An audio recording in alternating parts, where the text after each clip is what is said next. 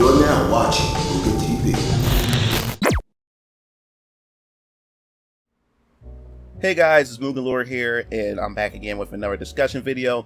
And with this video, it's going to be quite different than my usual videos. This video is pretty much more so dealing with social media and the things that's been going on in society. I wouldn't say that it's not game related, because it's going to tie into like gaming and other things, that revolves around my channel and that things that we discuss about. But it's crazy how on social media, mainly Facebook, because like Facebook has been a place where I don't really have as much fun as I used to on Facebook.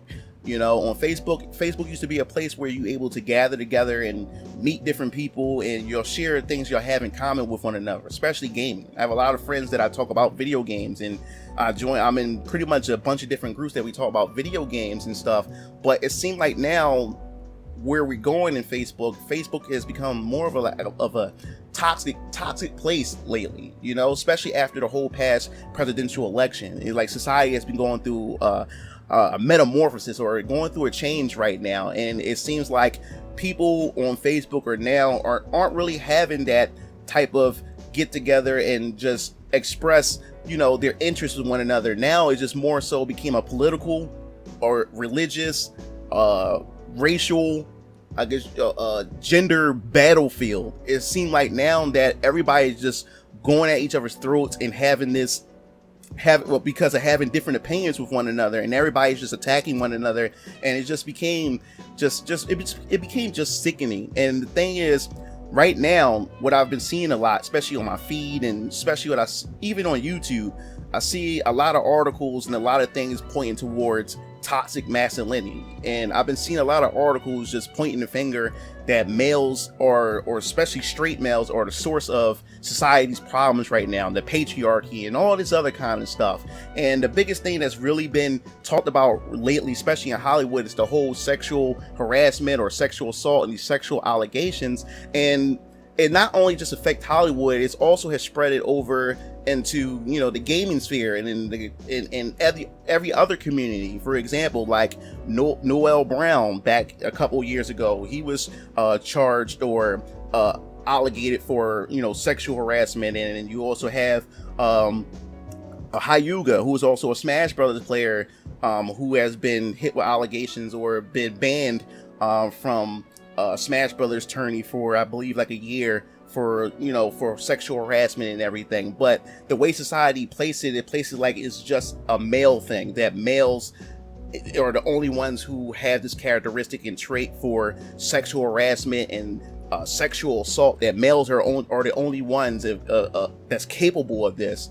So it brings me to this article that I've seen that popped up on Facebook, and first I didn't want to talk about it until something recently that happened in my little circle. For those of you who don't know, or those of you who do follow me, my brother and I, we do photography and film, and we had a little thing that went on, and it really had me thinking. I wouldn't say it opened my eyes, because I kind of known this is a fact, but most people don't talk about it.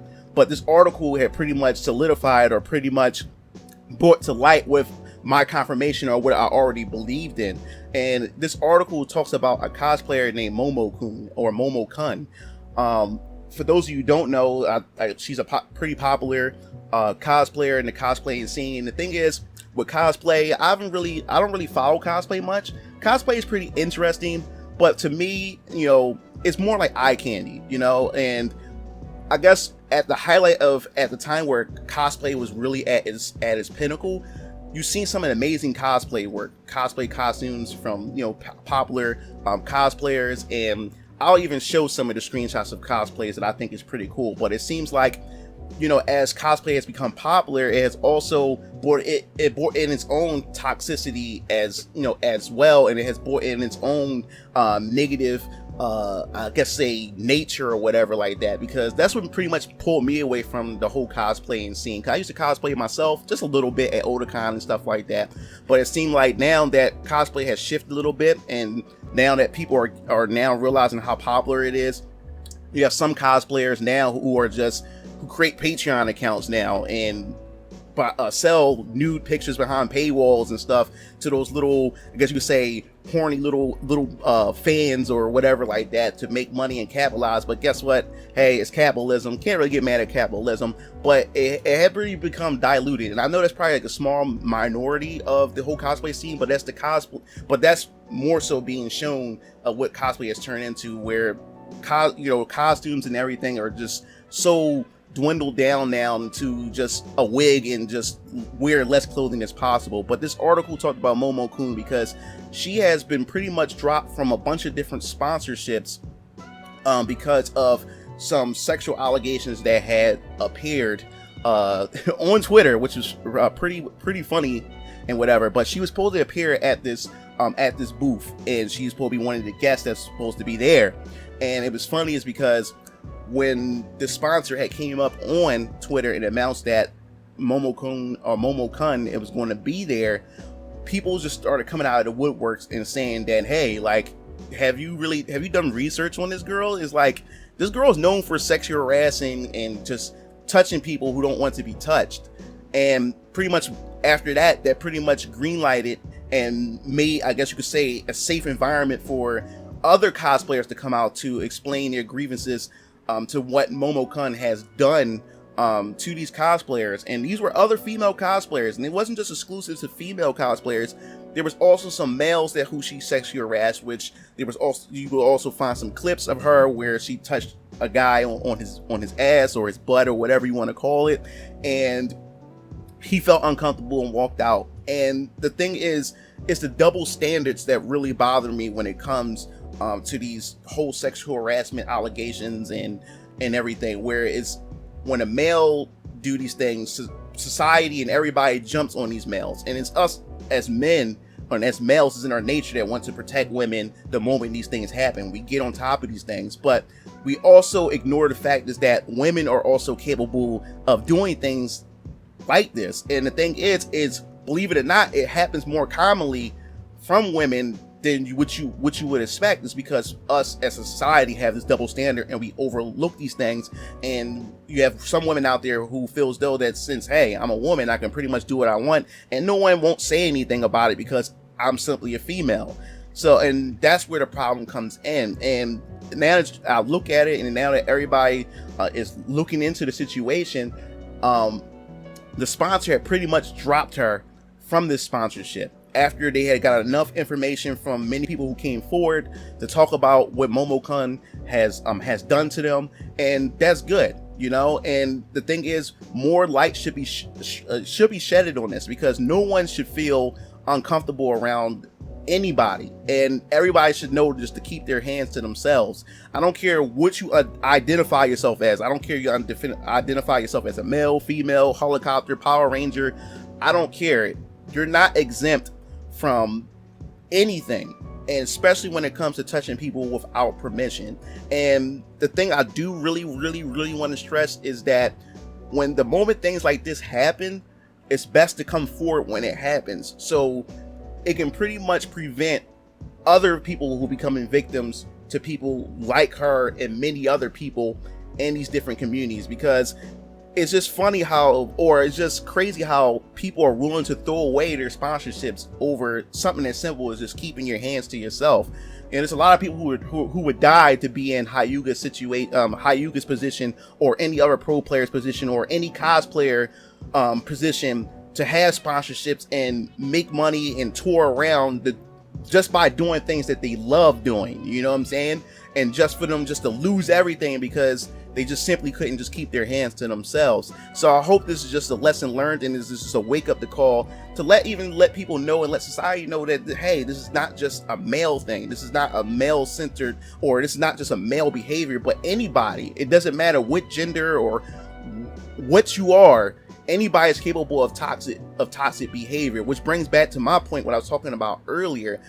After reading this article, this also made me go back and reflect and bring up a situation to where, like I said, you guys don't know, or if you guys do know, I do photography and we do film with my brothers. We have a multimedia company and everything, and we also have these special project shoots where we get a bunch of different models together and we go to these different sites that we pick out, and we take awesome pictures. We have a good time. We go out to eat. We do all these other things. We all have fun, and our goal is we get all the ladies together and we have them network with one another and stay in contact with each other, with one another. They take their social media.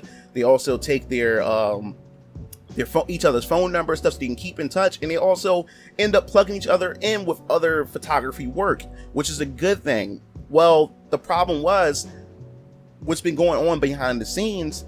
They come to find out that one of the young ladies who identifies as bisexual or whatever had pretty much were sexually harassing a few of the female models that we have in our group. And none of the female models said anything, and this has been going on for some time. And this person has been harassing. This person has been, stalking a few of the ladies behind the scenes.